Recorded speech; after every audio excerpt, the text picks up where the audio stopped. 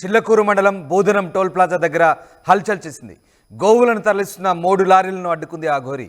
రంజాన్ సందర్భంగా గోవులను అక్రమంగా తరలిస్తున్నారంటూ ఆరోపించింది. తక్షణమే పోలీసులు కేసు నమోదు చేయాలంటూ డిమాండ్ చేసింది. గోవులను తరలిస్తున్న లారీలను అడ్డుకోవడంతో స్వల్ప ఉద్రిక్తత చోటు చేసుకుంది. అఘోరికి మద్దతుగా స్థానికులు నిలిచారు. సనాతన ధర్మాన్ని కాపాడమే లక్ష్యమంటూ అఘోరి చెప్తోంది. ఇక రంజాన్ సందర్భంగా ఈ గోవులను తరలించి గోవధ చేస్తున్నారంటూ అఘోరి అక్కడ హల్చల్ చేసింది. ఈ నేపథ్యంలో స్థానికులు ఆమెకు మద్దతుగా నిలిచారు.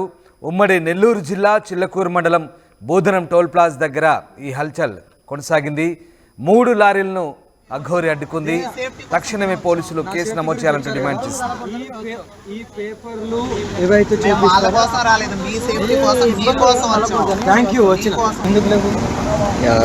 సనాతన ధర్మం గురించి ఇంకెందుకు ఇంకా పోరాటాలు అంది మా గుళ్ళల్లో ఎందుకు వెళ్ళాలి మనం?